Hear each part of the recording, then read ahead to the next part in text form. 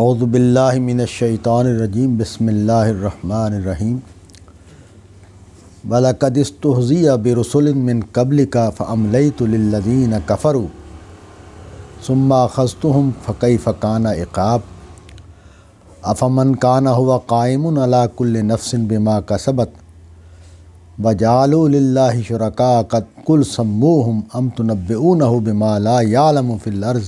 أَمْ بِظَاهِرٍ مِّنَ الْقَوْلِ بل زُيِّنَ لِلَّذِينَ كَفَرُوا مَكْرُهُمْ وَصُدُّوا عَنِ السَّبِيلِ وَمَن يُضْلِلِ اللَّهُ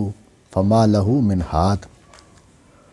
لَهُمْ عَذَابٌ فِي الْحَيَاةِ الدُّنْيَا وَلَعَذَابُ الْآخِرَةِ أَشَقُّ وَمَا لَهُم مِّنَ اللَّهِ مِنْ وَاقٍ مَثَلُ الْجَنَّةِ الَّتِي وُعِدَ الْمُتَّقُونَ تَجْرِي مِن تَحْتِهَا الْأَنْهَارُ أُكُلُهَا دَائِمٌ وَظِلُّهَا تِلْكَ عُقْبَى الَّذِينَ اتَّقَوْا وَعُقْبَى الْكَافِرِينَ النَّارُ وَالَّذِينَ آتَيْنَاهُمُ الْكِتَابَ يَفْرَحُونَ بِمَا أُنزِلَ إِلَيْكَ وَمِنَ الْأَحْزَابِ مَن يُنكِرُ بَعْضَهُ قُلْ إِنَّمَا أُمِرْتُ أَنْ أَعْبُدَ اللَّهَ وَلَا أُشْرِكَ بِهِ إِلَيْهِ أَدْعُو وَإِلَيْهِ مَآبِ وَكَذَلِكَ أَنزَلْنَاهُ حُكْمًا عَرَبِيًّا وَلَئِنِ اتَّبَعْتَ أَهْوَاءَهُمْ بَعْدَ مَا جَاءَكَ مِنَ الْعِلْمِ مَا لَكَ مِنَ اللَّهِ مِنْ وَلِيٍّ وَلَا وَاقٍ۔ سورہ رات کا جو حصہ آج زیر درس ہے اس میں جو کشمکش ہے عربوں کے ساتھ اسی حوالے سے بات آگے بڑھ رہی ہے۔ نبی صلی اللہ علیہ وسلم اور اہل مکہ کے درمیان جو کشمکش ہے اس کے موضوعات ایک ہی طرح کے ہیں جو قرآن مجید میں زیر بحث آتے ہیں اور کئی طریقوں سے زیر بحث آئے ہیں۔ اس سے یہ کچھ چیزیں واضح ہوتی ہیں اس کشمکش کو دیکھنے سے قرآن مجید کو پڑھتے وقت کہ نبی صلی اللہ علیہ وسلم کی دعوت کیا تھی، اہل عرب کی مشکلات کیا تھیں اس دعوت کو قبول کرنے میں، وہ نفسیاتی اور جذباتی محرکات کیا تھے جن کی وجہ سے مخالفت ہوئی اور جن کی وجہ سے لوگ اس حق کی طرف بڑھے اور انہوں نے اس کو قبول کیا۔ یہ بات بھی واضح ہوتی ہے کہ قرآن مجید نے جو کشمکش پیغمبر صلی اللہ علیہ وسلم نے برپا کی ہے اس کی تصویر کیا بنائی ہے، یعنی یہ بات بالکل واضح ہو جاتی ہے قرآن مجید کو پڑھتے وقت کہ یہ کشمکش ایک داعی اور مدعو کے مابین کی کشمکش نہیں ہے، وہ ہے لیکن یہ صرف یہ نہیں ہے، کیونکہ نبی صلی اللہ علیہ وسلم مکے ہی میں، اور یہ سورہ مکی ہے جس کو ہم پڑھ رہے ہیں، اس سے واضح ہے کہ اس دعوت کو ایک دنیوی انجام تک بھی پہنچنا ہے۔ وہ دنیوی انجام کیا ہے اس کی قرآن مجید نے کچھ پہلوؤں کو مکی صورتوں میں بیان کر دیا کہ وہ دنیوی انجام کیا ہے، اور نبی صلی اللہ علیہ وسلم اس کے لیے جد و جہد کرتے ہوئے نظر آتے ہیں۔ تو یہ جو موجودہ تصور ہے دعوت کا جس پر ہمارے مختلف گروہ عمل پیرا ہیں، وہ یہ ہے کہ لوگوں تک صحیح بات جو ان کے نزدیک صحیح بات ہے وہ پہنچا دیں اور لوگوں کو اس پر عامل بنا دیں۔ اس سے آگے دعوت کا کوئی مقصد نہیں ہے، اور اس کے نتیجے میں اگر وہ اس پر عامل ہو جائیں گے تو وہ جنت میں چلے جائیں گے۔ زیادہ سے زیادہ جو چیز پیدا کی جاتی ہے موجودہ دعوتی تحریکات میں وہ یہ کہ لوگ داعی بن جائیں، یعنی لوگ پہلا مرحلہ کیا ہے کہ لوگ دعوت کو قبول کر لیں، اور دوسرا مرحلہ یہ ہے کہ اس پر عمل کرنے لگ جائیں، تیسرا مرحلہ یہ ہے کہ وہ داعی بن جائیں، اور داعی بننے کی جو فضیلتیں ہیں اور اس کے جو منازل ہیں اور اس کے جو رکاوٹیں ہیں وہ ان کو سمجھ لیں، اس پر قابو پا لیں۔ لیکن قرآن مجید کو پڑھتے وقت یہ بات نہیں لگتی۔ یہ بات قرآن مجید میں جگہ جگہ بیان ہوئی ہے اور اس کی طرف اشارے بھی ہوئے ہیں کہ صحابہ حضور کے کار دعوت میں شامل تھے، مکے میں بھی اور مدینے میں بھی، اور ان کی کچھ ذمہ داریاں ہیں جو قرآن مجید نے بیان کی ہیں، اور اس میں جو مشکلات پیش آتی ہیں وہ بھی زیر بحث آئی ہیں۔ تو دعوت کا کام صحابہ کر رہے تھے حضور کے ساتھ، یعنی بظاہر ہمارے جو سیرت نگار ہیں ان کے ہاں یہ بڑی کمی ہے کہ انہوں نے نبی صلی اللہ علیہ وسلم کے جو کار دعوت کو بیان کیا ہے تو وہ حضور کے فرد تک محدود کر کے اس کو بیان کر رہے ہیں۔ حضور کی زندگی میں جو واقعات پیش آ رہے ہیں وہ زیادہ زیر بحث آ رہے ہیں۔ صحابہ نے اس کشمکش میں جیسے حصہ لیا اور صحابہ نے اس کے نتیجے میں جو مشکلات یا منازل طے کی یا مراحل طے کیے وہ ہماری سیرت کی کتابوں کا موضوع نہیں بنے، اور وہ اس وجہ سے وہ نظر انداز ہوئے، اور بہت کم چیزیں اب اویلیبل بھی ہیں۔ حدیث کی کتابوں میں، تذکروں کی کتابوں میں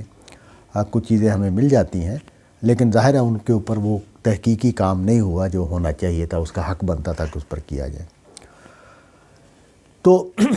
قرآن مجید سے جو کشمکش ہے اس کی شدت کو میں واضح کرنا چاہ رہا ہوں کہ اس کی شدت اس درجے پر ہے کہ وہ یہ نظر آ رہا تھا کہ ایک گروہ کو مٹنا ہے اور ایک گروہ کو کامیاب ہونا ہے۔ جو صورتحال ہے وہ یہ نہیں ہے کہ ایک داعی ہے اور دوسرے مدعو ہیں، اور یہ جو داعی ہے اس کی دعوت قبول ہونی ہے یا نہیں ہونی۔ اگر اس کی دعوت قبول ہو گئی تو چلیں، یہ اس کامیاب ہو گیا، لوگ تبدیل ہو گئے، اور اگر یہ دعوت قبول نہیں ہوتی تو یہ ناکام ہو گیا، دنیا سے چلا جائے گا، جس طرح بہت سارے ناکام داعی جاتے ہیں۔ لیکن یہاں یہ بتایا جا رہا ہے کہ نہیں، ایک نے سروائیو کرنا اور ایک نے مٹ جانا ہے۔ تو یہ جو کشمکش ہے، یہ جو صورتحال ہے، یہ جو وہ کشمکش ہے اس زمانے کی، اس کی تصویر کو بدل دیتی ہے۔ تو اس طرح اس ذہن کے ساتھ قرآن مجید کے اس حصے کو ہم دیکھتے ہیں۔ وَلَقَدِ اسْتُهْزِئَ بِرُسُلٍ مِّن قَبْلِكَ، تم سے پہلے بھی رسولوں کا مذاق اڑایا گیا ہے۔ یہ ظاہر ہے جو مخالف گروہ ہوتا ہے وہ مذاق اڑاتا ہے۔ اچھا، اس میں جرم کیا ہے؟ میں کسی کا مخالف ہوں اور میں اس کا مذاق اڑا رہا ہوں تو یہ تو ٹھیک لگتی ہے بات، میرا ایک بندہ، میں اس کو غلط سمجھتا ہوں، میں اس کا مذاق اڑا رہا ہوں، تو اس میں غلطی کیا، خرابی کیا ہے؟ سوائے اس کے کہ میں کوئی غیر اخلاقی بات کروں تو پھر تو میرے اوپر کوئی الزام آ سکتا ہے کہ بھئی تم نے اپنے اخلاق کے تقاضوں کو ملحوظ نہیں رکھا۔ لیکن یہاں ان کو جرم کے طور پر بیان کیا جا رہا ہے۔ اس کی وجہ یہ ہے کہ انہوں نے جو دعوت ہے وہ حق کی ہے، اور حق کا پیغام دینے والا اپنے کردار اور اپنے عمل سے اپنے سنجیدہ ہونے کو، اپنے حق کے ساتھ وابستگی میں پختہ ہونے کو واضح کرتا ہے۔ اور پھر یہ کہ پیغمبروں کے ساتھ قرآن مجید سے یہ بات معلوم ہوتی ہے کہ غیبی تائیدات اس طرح آتی ہیں کہ اس قوم کے لیے وہ مشہود ہو جاتی ہیں۔ یوں نہیں ہے کہ یہ جیسے ایک بیچارہ سا داعی ہے جس کے وہ دعوت دے رہا ہے اور اس کے ساتھ جو مرضی ہوتا رہے، تو کوئی آثار یا شواہد اس طرح کے نہیں آتے، ایک عام آدمی جیسے ہوتا ہے اس طرح نہیں۔ پیغمبروں کے ساتھ معلوم مجھے ہوتا ہے کہ ایک غیر معمولی صورتحال پیدا ہوتی ہے، اور اس کو بھی قرآن مجید نے بیان کیا ہے کہ یہ جب پیغمبر کی دعوت برپا ہوتی ہے تو ایسے واقعات ہوتے رہتے ہیں کہ جس کے نتیجے میں اس قوم کو، جیسے حضرت موسیٰ علیہ السلام کے وہ جو 9 عذاب ہیں، اور اس طرح حضور کی زندگی میں بھی اس طرح کی بہت ساری چیزیں ہوئی ہیں۔ وہ آخری حصے میں ہم دیکھتے ہیں کہ شق قمر کا واقعہ ہوا، تو وہ ایک بہت ہی بڑا واقعہ ہے۔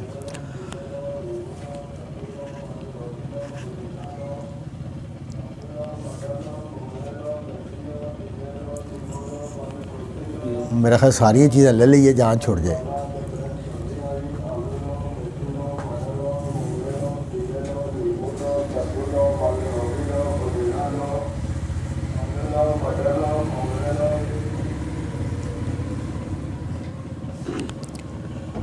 اچھا جی. تو یہ ظاہر ہے جو کشمکش ہے اس میں یہ جو مذاق اڑانے کا عمل ہوا ہے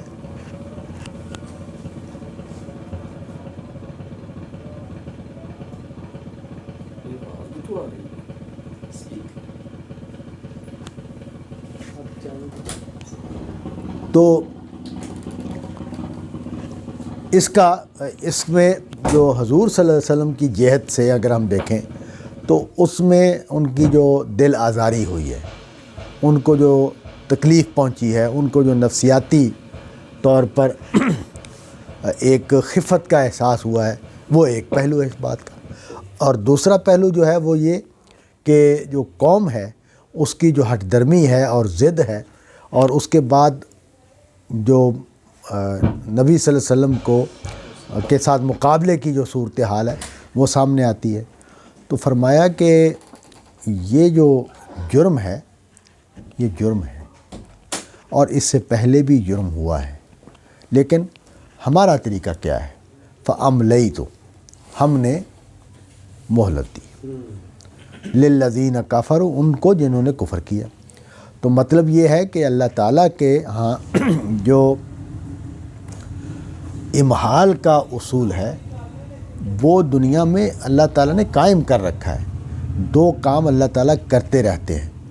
اور وہ یہاں بھی جاری ہیں، اور ان کا مقصد کیا ہوتا ہے وہ قرآن مجید نے واضح کر دیا ہے کہ جب امحال کا طریقہ اختیار کیا جاتا ہے یا توفیق کا طریقہ اختیار کیا جاتا ہے، تو امحال کا طریقہ وہاں اختیار کیا جاتا ہے جہاں مجرم کے بارے میں اللہ تعالیٰ یہ طے کر لیتے ہیں کہ اب یہ کسی رعایت کا مستحق نہیں ہے. اور اس کے نتیجے میں یعنی اسی سے صوفیہ نے یہ نقطہ سمجھا، اور میں سمجھتا ہوں کہ یہ بات ٹھیک ہے کہ اگر کسی انسان کی زندگی بہت زیادہ سمودھ ہو اور اس میں کوئی مشکلات اور مسائل نہ آ رہے ہوں تو یہ خطرے کی بات ہے، یہ صورتحال خطرے کی ہے، کیونکہ جو ہم سے گناہ ہوتے رہتے ہیں، کوتاہیاں ہوتی رہتی ہیں، تو اس کے حوالے سے اللہ تعالیٰ دنیا ہی میں جو مشکلات پیش آتی ہیں اس کے ذریعے سے ہمیں موقع دیتے ہیں کہ ہم اصلاح کر لیں، ہمیں موقع دیتے ہیں کہ ہم زیادہ اجر کما لیں اور اپنی اس کوتاہی کا جو عذاب ہے یا اس کا جو عقاب ہے اس کی کمپنسیٹ کر لیں، یا ہم اپنے درجے کو بلند کر لیں. جو ہمارا درجہ ہے اللہ کے نزدیک اس کو بلند کرنے کا موقع ہمیں دیا جاتا ہے. تو یہ چیزیں اگر نہیں ہو رہی ہیں تو اس کا مطلب یہ ہے کہ یہ جو صورتحال ہے یہ خطرناک ہو سکتی ہے. یہ مطلب نہیں ہے اس بات کا کہ میں یہ تمنا کرنے لگ جاؤں کہ یا اللہ مجھے تکلیفیں آئیں یا مجھے مصیبتیں آئیں. نہیں، میں یہی دعا کروں گا کہ یا اللہ مجھے آسانی میں رکھا جائے. لیکن اللہ تعالیٰ کی طرف سے یہ جو امحال ہے وہ ایک خطرناک صورتحال ہے. تو فرمایا کہ فَأَمْلَيْتُ لِلَّذِينَ كَفَرُوا، میں نے جنہوں نے کفر کیا ہے ان کو موقع دیا، ان کو ڈھیل دی، ان کو مہلت دی. ثُمَّ أَخَذْتُهُمْ، پھر میں نے پکڑ لیا. یعنی جب وہ واضح ہو جاتا ہے، جرم ہر اعتبار سے طے ہو جاتا ہے، اب کوئی شخص یہ پیش کرنے کے قابل نہیں رہا کہ یہ ہوتا تو میں یہ کر لیتا، مجھے یہ موقع ملتا تو میں یہ کر لیتا. یہ یعنی موقع دے دیے گئے، تنبیہ کر دی گئی، ایسی مشکلات اور ایسے مسائل پیش آ گئے کہ جس کے نتیجے میں انسان سوچنے پر مجبور ہو جائے. آج ہی میں صبح پڑھا رہا تھا وہاں قرآن مجید، تو حضرت ابراہیم علیہ السلام کا جو واقعہ ہے بت توڑنے کا وہ وہاں زیر دست تھا. تو اس میں ایک جملہ ہے قرآن مجید میں، وہ یہ کہ پھر انہوں نے اپنے اندر جھانکا اور کہا تم ہی ظالم ہو. پہلے انہوں نے حضرت ابراہیم کو کہا کہ یہ جس نے تو بت توڑے ہیں وہ ظالم ہے، وہ ظلم کرنے والوں میں سے ہے. لیکن جب حضرت ابراہیم پیش ہو گئے، مقدمہ ان کے خلاف عدالت لگ گئی، تو انہوں نے جب یہ کہا کہ بھئی اس بڑے سے پوچھ لو اگر یہ بولتا ہے، ان سے پوچھ لو، اپنے بتوں سے پوچھ لو اگر یہ بولتے تھے۔ تو اس جواب کو سننے کے بعد انہوں نے اپنے گریبانوں میں جھانکا اور کہا تم ہی ظالم ہو، ایک دوسرے سے کہا تم ہی ظالم ہو۔ تو یہ جو ایک دوسرے سے کہا تم ہی ظالم، اس کا مطلب یہ ہے کہ اللہ تعالیٰ حضرت ابراہیم علیہ السلام کے اس واقعے نے ان کو جھنجھوڑ کے رکھ دیا، ان کے باطن کے اندر موجود حق کی پہچان کو ابھار دیا۔ لیکن پھر قرآن نے کہا ثم نکسوا، جب وہ انہوں نے اس پر بحث شروع کی اور بات شروع کی تو پھر پلٹا کھا گئے، اور پلٹا کھا کے انہوں نے فیصلہ کیا کہ ابراہیم کو آگ میں پھینک دیا جائے۔ تو یہ جو اللہ تعالیٰ کا یہ جو نظام ہے کہ وہ انسانوں کو اس حد تک جھنجھوڑتے ہیں کہ جب تک ان کے اندر رمق موجود ہے حق کو تک پہنچنے کی، اور جب یہ واضح ہو جاتا ہے، یعنی عملاً واضح ہو جاتا ہے۔ میں ہمیشہ یہ سمجھتا ہوں کہ قرآن مجید نے جو یہ اس بات کو واضح کیا کہ میں نے اپنے علم پر فیصلہ نہیں کرنا، تمہارے عمل پر فیصلہ کرنا ہے۔ میں اگر اپنے علم پر فیصلہ کروں تو میں تو بہت پہلے فیصلہ کر لوں، نہیں، میں اس پر اپنے علم پر فیصلہ نہیں کرتا۔ حالانکہ ہمارا سب مسلمانوں کا یقین ہے کہ اللہ کا علم کامل ہے، اس میں غلطی نہیں ہو سکتی، کمی نہیں ہو سکتی، لیکن اللہ نے فیصلہ کر رکھا ہے کہ میں نے اپنے علم کی بنیاد پر جزا اور سزا نہیں دینی، میں نے تمہارے عمل کی بنیاد پر جزا اور سزا دینی ہے۔ تو اس کے لیے یہ ضروری ہے کہ یہ مہلت دی جائے، موقع دیا جائے، اور آخری امکان کو بھی ایکسپلور کیا جائے، آخری موقع کو بھی حاصل کیا جائے لوگوں کو حق کی طرف لانے کا۔ اور یہ رحمت کا تقاضا بھی ہے، عدل کا تقاضا بھی ہے، اور رحمت کا تقاضا بھی ہے۔ تو چنانچہ کہا کہ ہم نے مہلت دی، ثم اخذتہم، پھر ہم نے پکڑ لیا۔ اس پر یہ جو ثم اخذتہم ہے، اس میں جو گرفت کا عمل ہے، اس پر آگے ایک سوال سے اس کو واضح کیا، فکیف کان عقاب، پھر ہماری پکڑ کیسی تھی، پھر ہمارا سزا دینا کیسا تھا۔ تو مطلب یہ ہے کہ یہ جو مہلت ہے، یہ جو ان کو وقفہ ملا ہوا ہے، موقع ملا ہوا ہے کہ یہ اپنے مذاق کو اور اپنی چالوں کو اور اپنی چالاکیوں کو جاری رکھے۔ ہم جس زمانے میں جی رہے ہیں، اس میں جو ہماری ملک کی صورتحال ہے، اس میں جو ہمارے ملک کے مجرمین ہیں، ان کے بارے میں سوائے اس کے اور کوئی بات ذہن میں نہیں آتی کہ اللہ نے ان کی باغ ڈیلی چھوڑ دی ہے، اللہ نے ان کی رسی دراز کی ہوئی ہے۔ یعنی یہ لوگ اپنے اعمال نامے کو سیاہ کرتے چلے جا رہے ہیں، اور اللہ نے یہ فیصلہ کر رکھا ہے کہ ان کو نہیں پکڑنا، ان کو کچھ نہیں کہنا، ان کے ساتھ اس حد تک یہ چلے جائیں کہ ان کے لیے رعایت کی کوئی گنجائش باقی نہ رہے۔ تو یہ جو ہے یہ معاملہ ان کے ساتھ کیا گیا۔ افمن ہوا قائم علی کل نفس بما کسبت، وہ ہستی جو ہر شخص کے اوپر اس کے کمائی پر نگران ہے، قائم بما کسبت، یعنی اس نے اپنی گرفت میں لے رکھا ہے ہر شخص کی کارکردگی کو، اس کی نگاہ، اس کا جو نگرانی ہے وہ پوری طرح قائم ہے ہر اس شخص کے عمل پر جو لوگ کر رہے ہیں۔ تو اب یہ جو انسان کا سب سے بڑا مسئلہ یہ ہے کہ اللہ کو کیا خبر کہ کیا ہو رہا ہے، اتنی بڑی دنیا ہے، اتنے انسان ہیں اور وہ عمل کر رہے ہیں، اور کہاں اللہ میاں کے پاس اتنا ٹائم ہے، اتنا وہ کام کر رہے ہیں۔ یہ خدا کے بارے میں جو انسانوں کا تصور ہے، اس میں ہیر پھر کر وہ خرابی پیدا ہو جاتی ہے۔ وہ مسلمانوں کے ہاں بھی ہے، وہ غیر مسلموں کے ہاں بھی ہے کہ ہم اپنے اوپر اللہ کو قیاس کرتے ہیں۔ اب ویسے جدید سائنس نے جتنی ترقی کی ہے اور جس طرح کی مشینیں ایجاد کر لی ہیں، اس سے یہ تصور ماند پڑتا جا رہا ہے، محدودیت کا جو تصور ہے نا، وہ ماند پڑتا جا رہا ہے یعنی خاص طور پر یہ جو کمپیوٹر اور آرٹیفیشل انٹیلیجنس کی دریافتیں ہیں، اس نے تو مطلب ہے کہ بہت سارے دروازوں کو کھول دیا ہے اور بہت ساری باتوں کو سمجھنا آسان کر دیا ہمارے لیے. لیکن پرانا انسان اور جدید انسان دونوں معمول کی زندگی میں اللہ سے غافل ہوتا ہے، اس معنی میں بھی کہ اللہ کی پرواہ نہیں رہتی، اللہ یاد نہیں رہتا، اور اس معنی میں بھی کہ اللہ کو کیا پتہ. تو اس کو قرآن مجید بار بار جو ہے وہ کھولتا ہے کہ وہ جو ہر شخص کے اعمال پر نگران ہے. اچھا، اس کے بعد اگلی جو بات تھی اس کو نہیں بیان کیا، یعنی یہ جملہ مکمل نہیں ہوا. وَجَعَلُوا لِلَّهِ شُرَكَاءَ قُلْ سَمُّوهُمْ، اور انہوں نے یہ کیا، یعنی ادھر خدا ہے جس کا علم ہر فرد کے اعمال پر حاوی ہے، وہ اس کی نگرانی میں ہے، اور دوسری طرف یہ کیا ہو رہا ہے کہ انہوں نے اللہ کے شریک بنا لیے. اور ان سے کہو ذرا ان کے نام تو لو. پھر جملے کو مکمل نہیں کیا، آگے فرمایا وَأَمْ تُنَبِّئُونَهُ بِمَا لَا يَعْلَمُ فِي الْأَرْضِ أَمْ بِظَاهِرٍ مِنَ الْقَوْلِ، کیا تم اس کو آگاہ کر رہے ہو، تم اس کو خبر دے رہے ہو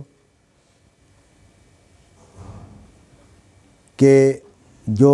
زمین اور میں جو کچھ ہے اس سے واقف نہیں ہے، یا یہ اوپر اوپر سے یہ بات کر رہے ہیں. بل زین للذین کفروا مکرہم وصدوا عن السبیل. ہوا یہ ہے، یعنی کہنے کا مطلب یہ ہے کہ ایک طرف خدا کی یہ شان، اس کے علم کی یہ وسعت اور اس کی اس طرح نگرانی، دوسری طرف انسانوں کے یہ اعمال، اور اس میں وہ اللہ کو بتا رہے ہیں کہ یہ ہیں جی آپ کے شریک. یعنی جس بات جو مالک کائنات جس کا علم ہر چیز کو محیط ہے، اس کو بتایا جا رہا ہے کہ جی آپ کو نہیں پتہ آپ کے کون کون سے شریک ہیں، ہم آپ کو بتاتے ہیں کہ آپ کے کون کون سے شریک ہیں. تو ہوا کیا ہے، اصل میں کافروں کے لیے ان کی تدبیریں خوشنما بنا دی گئی ہیں. یہ جو تزیین ہے، اس کا میں عرض کرتا رہتا ہوں کہ اس کا مطلب بالکل سادہ ہے. وہ یہ کہ انسان اپنی کوتاہی کی ایسی جسٹیفیکیشن بنا لے کہ اس کا جرم ہونا اس پر ختم ہو جائے. یعنی تزیین کیسے ہوتی ہے کہ میں نے جو کچھ کیا اس کی میں نے ایک ایسی جسٹیفیکیشن بنائی کہ جس جسٹیفیکیشن کے بعد میرا احساس جرم ختم ہو گیا اور میں نے اپنے آپ کو جسٹیفائی کر لیا اور میں مطمئن ہو گیا کہ میں نے بالکل ٹھیک کیا. اور یہ ہم سب کرتے ہیں یہ کام. یہ جو تزیین کا کام ہے، ہم اپنی، یعنی میں اسی لیے یہ اس نقطے کو پہنچا کہ نہیں، معافی کا مطلب سادہ اعتراف ہے. یعنی معافی کا یہ مطلب نہیں ہے کہ میں اس کی کوئی توجیہ کروں. معافی کا مطلب یہ ہے کہ یہ غلطی ہوئی ہے، مجھے یہ نہیں کرنا چاہیے تھا، یہ کام ٹھیک نہیں ہے، اور پھر میں بچنے کی کوشش کے وعدے کے ساتھ اللہ سے اپنے پچھلے گناہ کی معافی مانگوں. یہ جو کوشش ہے، ہم دو کام اتنے ظالمانہ طریقے سے کرتے ہیں تمام کے تمام انسان، میں نے آج تک اس میں کوئی ایکسیپشن نہیں دیکھی. وہ یہ کہ اپنی غلطی کو تو جسٹیفائی کرنا، اس کی کوئی نہ کوئی عملی یا نفسیاتی افادیت کو بیان کرنا، اور دوسرے کی غلطی کو اصولوں پر پرکھنا. تو یہ جو بات ہے یہ بہت ہی جو ہے نا، وہ جیسے وہ اسی صبح کے درس میں حضرت ابراہیم نے کہا، انہوں نے پوچھا کہ کیا تم نے بتوں کو توڑا ہے؟ تو انہوں نے کہا نہیں، بلکہ اس بڑے نے توڑا ہے، اس بڑے نے کیا یہ کام، بڑے بت کی طرف کیا رہا. تو اس پر سوال پیدا ہو گیا کہ ابراہیم علیہ السلام نے جھوٹ بولا. یعنی وہ انہوں نے خود کیا تھا یہ کام اور وہ کہہ رہے ہیں کہ اس بڑے نے کیا ہے۔ تو اب ہوا یہ ہے کہ ہم نے جنہوں نے یہ تنقید کی ہے انہوں نے پوری بات کو نہیں پڑھا، ایک اصولی بات کو لے کے کہ بھی خلاف واقعہ بات کی ہے نا، تو ہر خلاف واقعہ بات اگر اگلے سیاق و سباق میں اس کا مطلب واضح ہو جائے تو وہ اس کا مطلب پھر اس کا مطلب اہم ہے، یعنی وہ بات جو ہے وہ اس کی جو ظاہری شکل ہے وہ زیر بحث نہیں رہے گی۔ تو مطلب میں نے ایک بات کی اور یہ واضح تھا کہ وہ مذاق ہے، تو اب یہ اس پر جھوٹ کا لفظ نہیں بولا جائے گا، مذاق کا لفظ بولا جائے گا کہ مذاق کیا ہے، تو مطلب یہ ہے کہ وہ حضرت ابراہیم علیہ السلام نے طنز کیا ہے، تو طنز ہوتا ہے، طنز میں اسی طرح کے جملے بنائے جاتے ہیں، وہ ان کی جو ان کا عمل ہے یا فعل ہے بت پرستی کا، اس کے اوپر ایک تعریض کر رہے ہیں اس کی غلطی واضح کرنے کے لیے، تو یہ استدلال کا ایک طریقہ ہے، نہ کہ خلاف واقعہ کوئی بات بیان کی جا رہی ہے، وہ آگے واضح ہو جائے گا سارا، ان کو معلوم بھی ہے کہ اس کا مطلب کیا ہے، انہوں نے یہ اعتراض نہیں کیا، ان کو واضح تھا کہ اس جملے کا مطلب کیا ہے، یہ بات کیوں کہی جا رہی ہے۔ تو یہ جو اصول ہے کہ غلطی کا اعتراف، یہ جو انہوں نے فرمایا نا اللہ تعالیٰ نے کہ زُيِّنَ لِلَّذِينَ كَفَرُوا مَكْرُهُمْ، ان کی جو چالیں ہیں، ان کی جو تدبیریں ہیں،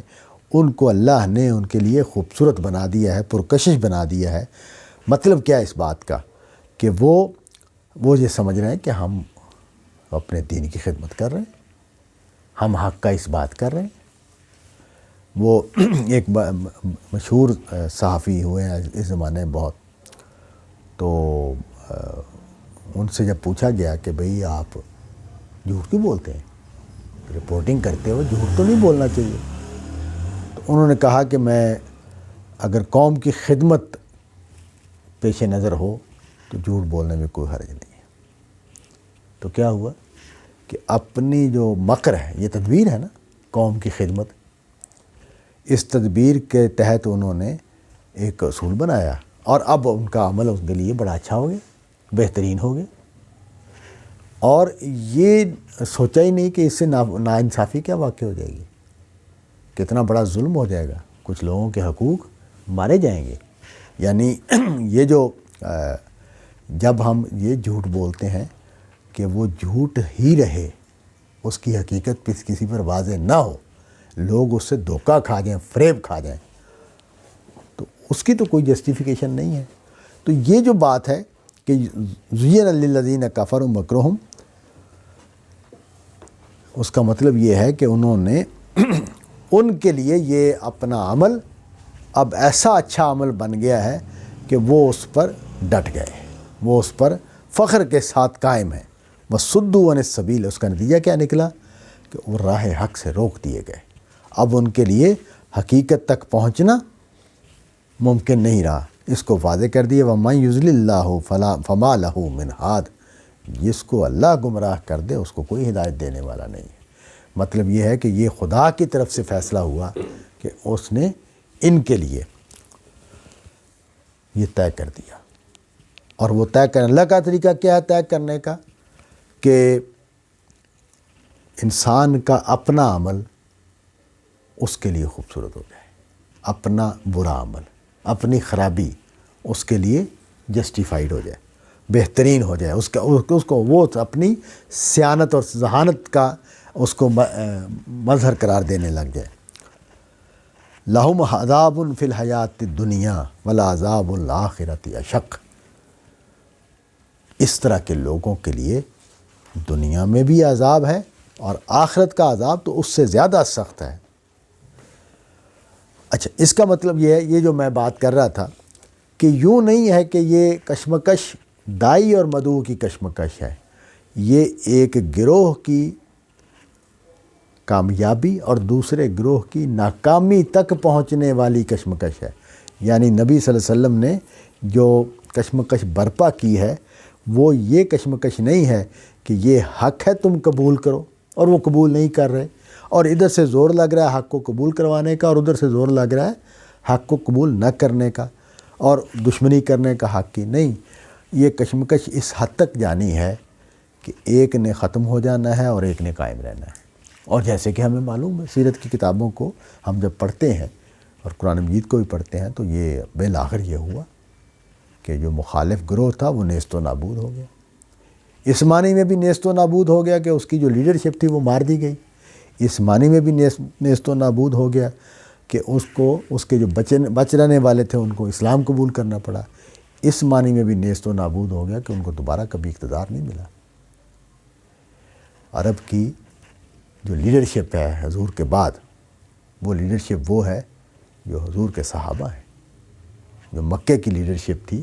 جو حکومت کرتی آ رہی تھی، وہ حسرت ہی سے دیکھتی رہی۔ انہوں نے کوششیں بھی کی، چالیں بھی چلیں کہ کسی طرح ہم دوبارہ اقتدار میں آ جائیں، ان کو اقتدار میں آنے کا موقع نہیں ملا، اور حتیٰ کہ مار دیے گئے۔ یعنی جو کشمکش ہوئی ہے اس میں وہ مار دیے گئے۔ تو مطلب یہ کہ یہ جو صورتحال ہے یہ ہے جس کو یہاں بیان کیا جا رہا ہے کہ فی الحیات دنیا، ان کے لیے ایک عذاب ہے اس دنیا کی زندگی میں بھی، اور آخرت میں بھی عذاب ہوگا، اور وہ اس سے زیادہ سخت ہوگا۔ ظاہر ہے دنیا میں اللہ تعالیٰ نے جو عذاب رکھے ہوئے ہیں وہ رسوائی کا عذاب ہے، موت کی سزا ہے، غلامی کی سزا ہے، شکست کی سزا ہے، بکھر جانے کی سزا ہے، قوم کی حیثیت سے ختم ہو جانے کی سزا ہے، اس طرح کی سزائیں ہیں۔ اور آخرت، جو آخرت کی سزا ہے وہ تو یہ ساری سزائیں اس کے مقابلے میں کچھ بھی نہیں۔ یعنی آخرت میں جو جہنم ہے، جہنم جو ہے وہ انتہائی اذیت کی جگہ ہے، اس کو بیان کر دیا وَلَعَذَابُ الْآخِرَةِ أَشَقُّ وَمَا لَهُم مِّنَ اللَّهِ وَاقٍ، اور ان کو اللہ سے بچانے والا کوئی نہیں ہے۔ وعلیکم السلام۔ یہ جو نقطہ ہے کہ ان کو اللہ سے بچانے والا کوئی نہیں ہے، یہ بھی بڑا اہم نقطہ ہے۔ مذہبیات میں جو مذہب کے اہل مذہب کے ہاں جو مسئلہ پیدا ہوتا ہے وہ یہ کہ اپنی آخرت کو، آخرت کا ماننے والے بھی اپنی آخرت کو محفوظ کرنے کے لیے سہارے ڈھونڈ لیتے ہیں۔ شفاعت کا عقیدے کا بگڑا ہوا تصور ہے، اسی طرح بزرگوں کے مقام کا بگڑا ہوا تصور ہے، اور خیر وہ تو مشرک تھے، بت پرست تھے، تو بتوں کو جو حیثیت حاصل ہے خدا کے ہاں اس کا تو تصور ہے۔ اور پھر ہمارے مسلمانوں میں تو جو اللہ تعالیٰ کی رحمت ہے وہ اس کو عدل کے سارے ضابطوں کو توڑنے کی حد تک بڑھا کے بیان کیا جاتا ہے، تو اس کو کہا کہ نہیں، وَمَا لَهُم مِّنَ اللَّهِ وَاقٍ، ان کو قیامت کے دن اللہ سے بچانے والا کوئی نہیں ہے، اور ان کو اس دنیا میں جو عذاب آنے والا ہے اس سے بچانے والا بھی کوئی نہیں ہے۔ اب بتایا کہ جو متقین ہیں ان کو کیا ملنے والا ہے۔ مثل الجنت التی وعد المتقون، وہ لوگ جو متقی ہیں، تقوی والے ہیں، ان کے لیے جو وعدہ ہے اللہ کا وہ جنت کا ہے، اس کی مثال کیا ہے، اس کی صورتحال کیا ہے؟ تجری من تحتہا الانہار، اس میں سیرابی کا بہترین بندوبست ہے۔ اکلھا دائم، اس میں جو خوراک اگتی ہے، جو کھانے کی چیزیں اگتی ہیں وہ ہمیشہ کے لیے ہے۔ وظلھا، اور اس کا جو سایہ ہے وہ بھی ہمیشہ کے لیے ہے۔ دنیا کے مقابلے میں جو جنت ہے وہ اس کا اصول دوسرا ہے۔ دنیا امتحان کے اصول پر ہے، اور جنت جو ہے وہ انعام کے اصول پر ہے۔ اور انعام جو ہے وہ اس کی جو فضیلت ہے وہ بیان کی جا رہی ہے کہ انعام عارضی نہیں ہے، انعام جو ہے وہ مستقل ہے، ہمیشہ کے لیے ہے۔ اور اکلھا دائم، اس کے میوے ہمیشہ، اس کے خوراکیں ہمیشہ کے لیے ہیں، اور اس کے سائے بھی۔ تو مطلب یہ ہے کہ یہ جو انسان ہے اس کو یہاں جو پرابلم کیا ہے پرابلم یہ ہے کہ انسان جو دنیا میں نعمتوں والا انسان ہے وہ ایک غلط فہمی میں مبتلا ہوتا ہے، اور ہر جگہ پہ، ہر معاشرے میں یہ ہوتا ہے کہ میری یہ کامیابی، میری یہ دولت مندی میری محنت کا نتیجہ ہے، میری لیاقت کا حاصل ہے، اور وہ اس کو امتحان کے طور پر نہیں لیتا کہ یہ امتحان کے لیے ہے، وہ اس کو اپنی محنت کے پھل کے طور پر لیتا ہے۔ تو قرآن مجید کا تھیم یہ ہے کہ یہ دنیا میں جو کچھ بھی حاصل ہوتا ہے یہ میرے فیصلے ہیں، میں دیتا ہوں، اور جن کو نہیں دیتا میں نہیں دیتا، اور ان دونوں کے پیچھے کچھ حکمتیں ہیں، کچھ مصلحتیں ہیں جن کو پیش نظر رکھ کر یہ کام ہو رہا ہوتا ہے۔ لیکن جو آخرت ہے اس کا وہ انعام ہے، وہ اصل میں تمہاری محنت کا پھل ہے، اور اس کو قرآن مجید نے جگہ جگہ بیان کیا ہے کہ یہ ہے تمہاری نیکی کا اجر، یہ ہے تمہاری دنیا میں جو اعمال ہیں ان کا نتیجہ۔ اس لیے اس کا دائمی ہونا ہے اس کو واضح کیا، تِلْکَ عُقْبَى الَّذِينَ اتَّقَوْا، یہ ہے ان کا انجام جنہوں نے تقوی اختیار کیا، وَعُقْبَى الْكَافِرِينَ النَّارِ، اور جو لوگ اس حق کا انکار کرنے والے ہیں ان کا انجام جہنم ہے۔ یہ جو تقوی کا لفظ ہے یہ ہمارے ہاں اس کا جو تصور ہے وہ اردو زبان میں قرآن مجید کو پڑھتے ہوئے ایک مشکل پیش آتی ہے، خاص طور پر اردو، اور خیر میرا جو خیال ہے کہ جہاں بھی مسلم کلچر جہاں بھی ہیں وہاں یہ سب جگہ پہ یہ مشکل پیدا ہو جاتی ہوگی کہ قرآن مجید کے کچھ الفاظ جو ہیں اس زبان کا حصہ بن جاتے ہیں جہاں اسلام داخل ہو جاتا ہے، اور وہ الفاظ جو ہیں وہ عام بول چال کا حصہ بن جاتے ہیں، اور جب وہ عام بول چال کا حصہ بنتے ہیں تو ان کے ساتھ جو معنی ہیں وہ مقامی ہوتے ہیں، یعنی الفاظ جب کسی کلچر کا حصہ بنتے ہیں تو اس کے معنی مقامی ہو جاتے ہیں، اور قرآن مجید کے جو الفاظ ہیں ان کے ساتھ یہ مسئلہ پیدا ہو جاتا ہے کہ ہم ان قرآن مجید کو پڑھتے وقت ان مقامی معنی کی روشنی میں قرآن کے معنی طے کرنے لگ جاتے ہیں۔ تو یہاں بھی یہ مسئلہ ہے کہ تقوی کا لفظ جو ہے اس کا مطلب کیا ہے؟ تو ایکچولی تقوی جو ہے وہ اس کا لفظی مطلب تو خدا خوفی ہے، لیکن جب یہ کسی شخص کے ہاں خدا خوفی پیدا ہو جاتی ہے تو اس کی زندگی خدا رخی ہو جاتی ہے۔ تو خدا خوفی اور خدا رخی زندگی یہ ہے تقوی، یعنی میں خدا سے ڈرنے والا بن جاؤں اور میرا رخ جو ہے وہ خدا کی طرف ہو جائے، یعنی میں اپنی مرضی اور اپنی خوشی کو چھوڑ کر خدا کی مرضی اور خدا کی خوشی کو اپنا مقصود بنا لوں، تو یہ تقوی ہے۔ اسی وجہ سے میں جب سورہ انفال میں ہم پڑھتے ہیں کہ اللہ تعالیٰ نے فرمایا کہ میری جو مدد کا اصول ہے وہ دو ہے، میں مدد کرتا ہوں تو دو اصول ہیں میرے، ایک تقوی اور ایک صبر۔ تو تقوی کا وہاں مطلب خدا رخی ہونا ہے، یعنی تم میدان جنگ میں اترے ہو تو تمہارا مقصد صرف اور صرف میری رضا ہو، یعنی اس کے علاوہ اگر کوئی اور مقصد ہوگا تو پھر میں مدد نہیں کروں گا۔ پھر ٹھیک ہے، دنیا کے اصولوں پر کشمکش ہوتی ہے، نتائج بھی نکلتے ہیں، کبھی نہیں نکلتے، تو وہ دنیا کا جو تدبیر کا اصول ہے وہ کار فرما ہو جائے گا، پھر میری مدد حاصل نہیں رہے گی۔ میری مدد حاصل ہونے کے لیے ضروری ہے کہ تم متقی ہو، یعنی تمہارا رخ میری طرف ہو، تمہارا عمل جو ہے وہ صرف اور صرف میری رضا کے لیے ہو، میرے حکم کے تحت ہو۔ اور دوسری بات یہ صبر، اور صبر کا مطلب یہ ہے کہ تم جان نچھاور ہو جائے پیچھے نہ ہٹو، یعنی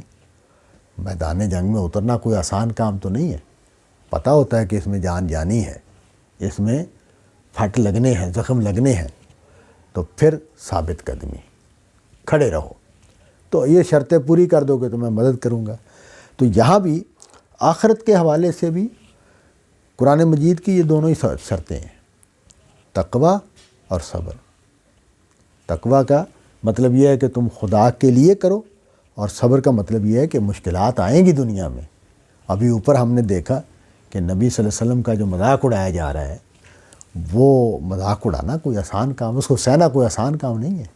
جب کسی کا مذاق اڑایا جاتا ہے تو اس کے اوپر جو بیتتی ہے ہم اس کا اندازہ کر سکتے ہیں، اور جتنا آدمی مخلص ہوگا، جتنا وہ اپنا اندر سے سچا ہوگا، مذاق اڑانا اتنا ہی اس کے لیے تکلیف دہ ہوگا۔ جو آدمی فریب کار ہو نا، دھوکہ دے رہا ہو، چلاکیاں کر رہا ہو، تو وہ خود بھی مذاق اڑاتا ہے، دوسروں کا بھی مذاق اڑاتا ہے۔ وہ مذاق کو بہت زیادہ اہمیت نہیں دے گا، لیکن جو اندر سے خالص ہو، سچا ہو، اس کے لیے مذاق اڑانا بہت تکلیف دہ ہوتا ہے۔ تو یہ جو اس پر کھڑے رہو، ہم تو مایوس ہو جائیں گے۔ ہمارے ہاں تو مولوی صاحب جو ہیں وہ ایک گفتگو کے بعد یہ ثابت کہہ دیتے ہیں کہ یہ مہر لگ چکی ہے، اس کو ہدایت نہیں نصیب ہو سکتی۔ میرا اپنا ذاتی تجربہ، میرے اپنے دوست ہیں، ہم ایک جگہ پہ گئے، بحث ہو گئی وہاں، تو انہوں نے کہا اللہ ان کو معاف کرے، بڑے اچھے آدمی ہیں، یہ دنیا کے کتے ہیں۔ تو مطلب یہ ہے کہ ہم ایک لمحے میں یہ فیصلہ کر دیا کہ یہ دنیا کے کتے ہیں۔ تو یہ جو ہے یہ مشکلات اور اس میں صبر قائم رہنا۔ والذین آتیناہم الکتاب یفرحون بما انزل الیک ومن الاحزاب من ینکر بعضہ قل انما امرت ان اعبد اللہ ولا اشرک بہ الیہ ادعو الیہ ادعو و الیہ مآب۔ اب یہ چونکہ مکے ہی میں اہل کتاب کے ساتھ بھی دعوت کا پیغام جو ہے وہ اس کی کشمکش شروع ہو گئی تھی، تو وہاں دو طرح کے رویے سامنے آ رہے تھے۔ ایک وہ لوگ تھے کہ جو چونکہ اہل کتاب کے ہاں، یہود کے ہاں بھی اور نصارہ کے ہاں بھی ایک نئے نبی کا انتظار ہو رہا تھا، ایک نئے نبی نے آنا ہے، دونوں کو معلوم تھا اور دونوں اس کا انتظار کر رہے تھے۔ تو جب نبی صلی اللہ علیہ وسلم کے احوال ان تک پہنچے اور آپ کی باتیں ان تک پہنچی، تو یہ بات تو آپ کو ڈھکی چھپی بات ہی نہیں ہے کہ تورات کی دعوت اور قرآن کی دعوت میں فرق ہی کوئی نہیں، ایک ہی دعوت ہے، دونوں کے مضامین ایک ہیں، دونوں کی تعلیمات ایک ہیں، تو ان کو واضح ہو جاتا تھا۔ اور میں بڑا حیران ہوا جب بائبل میں مجھے یہ لائن نظر آئی کہ سوال پوچھا لوگوں نے حضرت موسیٰ سے کہ ہم جھوٹے نبی کو کیسے پہچانیں گے؟ تو ان کا جو میرے وادی تعلیمات دے گا وہ سچا ہے، اور جو اس سے الٹ باتیں کرے گا وہ جھوٹا ہے۔ تو یعنی سچا نبی جو ہے، اب نبی صلی اللہ علیہ وسلم کی جو ہے تعلیمات ہیں ان کا ایک رخ ایسا ہے کہ جو غلط دائی یا جھوٹے دائی کے ہاں ہو ہی نہیں سکتا۔ وہ یہ کہ یہ بندہ اپنی دنیا بنانے کا کوئی ہدف ہی نہیں رکھتا، جبکہ جو جھوٹا دائی ہوتا ہے، جو مکار دائی ہوتا ہے، اس کا تو اصل ہدف اپنی دنیا بنانا ہوتا ہے۔ اس کے جو اہداف ہیں وہ یہ ہوتے ہیں کہ میں کسی جگہ پر پہنچوں، میں کوئی مقام حاصل کروں، میرے کوئی حاصلات ہوں۔ تو یہ جو فرق ہے، یعنی نبی صلی اللہ علیہ وسلم کی سیرت کو پڑھتے وقت جو بات بہت زیادہ نمایاں ہوتی ہے وہ یہ کہ آپ صلی اللہ علیہ وسلم کے ہاں کوئی طلب نہیں ہے، کسی طرح کی بھی کوئی طلب نہیں، حتیٰ کہ جب فتوحات ہو گئیں اور بہت بہتر حالات ہو گئے تو چاہیے تھا نا کہ آپ کا جھونپڑا جو ہے وہ مکان میں تبدیل ہو جاتا، اور وہ جو 10x10 اور 10x12 کے چھوٹے چھوٹے حجرے تھے ان کی جگہ پہ کھلے گھر بن جاتے، نہیں بنائے گئے۔ جو آمدنی تھی، اب جو آمدنی تھی آخری سالوں میں وہ ٹھیک ٹھاک تھی، یعنی جو حکومت کی طرف سے طے ہو گیا تھا کہ بھئی یہ آپ صلی اللہ علیہ وسلم کو اخراجات کے لیے یہ پیسے حاصل رہیں گے، تو اس کا بڑا حصہ خیرات ہو جاتا ہے۔ اس کو نہیں پتہ تھا کہ وہ اچھا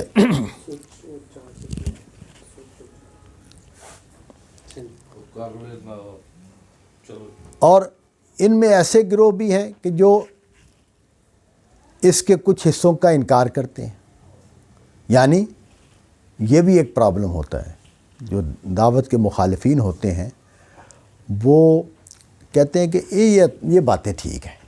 آپ جو باتیں کر رہے ہو نا یہ باتیں ٹھیک ہیں, یہ باتیں ہمیں قابل قبول نہیں ہیں.